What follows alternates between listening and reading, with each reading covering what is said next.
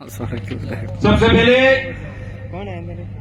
इस अनुसूचित क्षेत्र की आरक्षण महारैली में पधारे हुए मेरे समाज के सहयोगी पुरखे उनको नमन करते हुए यहाँ जो आप सभी भाई माता बहनें आप पधारे, आपके लिए धन्यवाद। और एक विशेष करके बात जरूर कहना चाहूंगा कि इन वीडियो के माध्यम से जो यहाँ इस आरक्षण की बात को नहीं समझता है और हर महीना होते ही लाइट बिल, रूम किराया और तो और नल बिल देता है और फिर भी इस वीडियो को सुन करके अगर उसके अंदर कोई जिज्ञासा नहीं जगती है तो आपको रूम खाली करके अपने गांव में चला जाना चाहिए वापस। क्यों ये बात क्यों कह रहा हूं? क्योंकि एक भाई ने जब पानी की बात को रखा था और कहा था कि हमें पानी के अंदर भी आरक्षण चाहिए, हमने जब हमारे इलाके के अंदर बड़े बड़े बांध बनवाने थे तब पूरी जमीन दी और वहां पालों की पाले विस्थापित हो गई।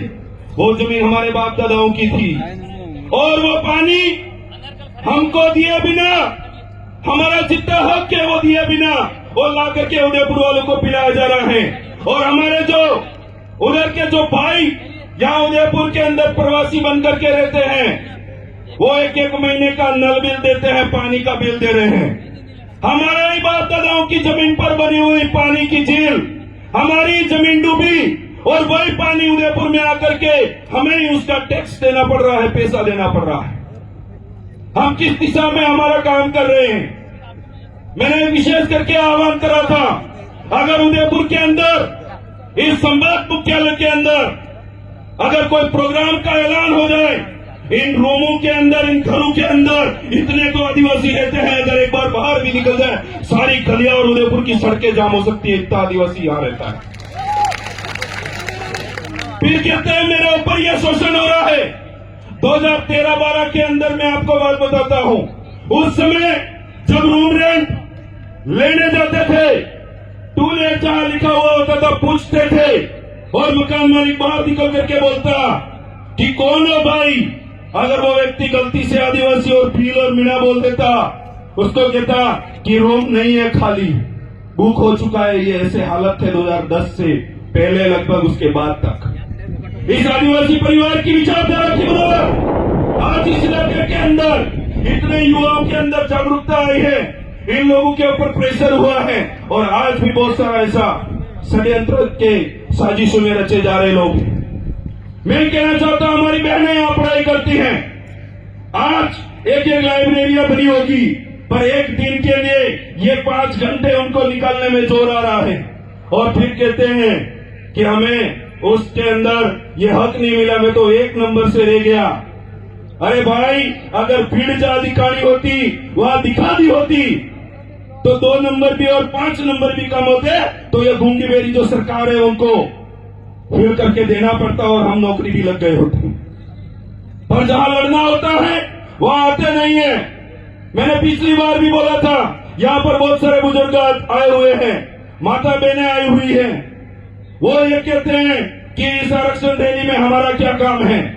मैं कहना चाहता हूं, इस उदयपुर के आसपास 20 से 25 किलोमीटर के अंदर बहुत बड़ी बड़ी पाले हैं। उन पालों के अंदर खुद का पानी था, खुद का खनिज और खुद का अनाज उत्पन्न करके वो लोग अपना जीवन यापन करते थे। पर वहां दारू की दुकानें खोली और थोड़ा एक तरफ तो स्कूल है और दूसरी तरफ मंदिर खोल दिया। हमारे लोग उधर जाने लगे, विद्यालय की ओर नहीं गए और वो सारी जमीनें बिक करके वो लोग आज वहां बड़ी बड़ी होटलें बना दी उन लोगों ने। ये क्यों हुआ? क्योंकि हमारी जागरूकता की कमी की वजह से वो सारी चीजें हमसे छीनी गई। और उसके बाद जो आज पालवी इलाका था, प्रशासन के भाई खड़े, मैं कहना चाहता हूं विशेष करके इस होली के अंदर मेवल क्षेत्र के अंदर ऐसी कोई चीजें हुई थी, उस बात को बेरुपया अपनाने के लिए और हमारे यहाँ का नालायक सांसद बार बार बकवास करके अपनी आईडी पर लिखते जा रहे थे। मुझे बहुत दुख होता है डोंगरपुर बांसवाड़ा के सांसद बोले तो टेबल फट जाए वैसे वहां आवाज उठाते हैं, और हमारे यहाँ के सांसद लुंगी उठा के किसकी वहां हड्डियां चाट रहे वही खबर नहीं पड़ रही आज तक। आप क्या हो सकते हैं सदस्य, हमारे लिए बहुत गंदी बात है। और आने वाले समय के अंदर भाइयों तैयार हो जाओ। वो खुद को हिंदू बताता है और सर्टिफिकेट में कहता है मैं तो हिंदू हूं नहीं, और थोड़ा थोड़ा पता चला है वो तो गोत्र से कटारा भी है। भाई साहब वोट लेने आए, सबसे पहले दराल माता वहां दर्शन किए, मैं तो इसी भले का हूं। मैं तो हड्डियां ढूंढ रहा था किस शमशान में कहाँ गाड़ी है इसकी हड्डियां पुरखू की, कि कहाँ का नस्ल है। जबरदस्ती के ऐसे बदलाने वाली चीजें करते हैं।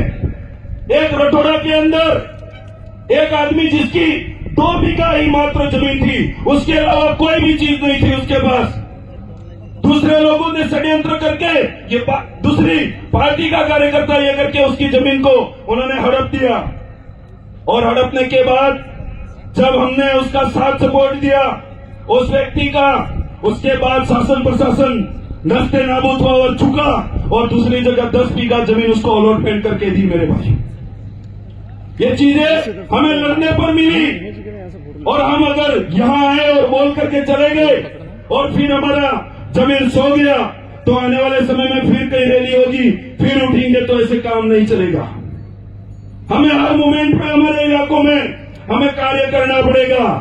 एक साथी भाई पानी की बात बता रहे थे, 2019 के अंदर अगर वो पानी नहीं रोका होता तो पहाड़ पे आज जो पाइपलाइन डाल करके पानी बड़ी बड़ी पालों में पिलाया जा रहा है वो आज तक पानी नहीं मिलता मेरे भाई। इसलिए वक्तागण बहुत सारे हैं, मैं अपनी बात को यही विराम देते हुए एक बात जरूर कहना चाहूंगा। प्रोग्राम के बाद यहां से ज्ञापन देने की ओर जाएंगे तो सारे जो वॉलेंटियर हैं और आयोजन समिति है उनकी बात को हमारा खुद का प्रोग्राम है ये करके हमको मानना पड़ेगा। आप सभी ने मेरी बात को सुना, धन्यवाद, आभार, जय जवाहर।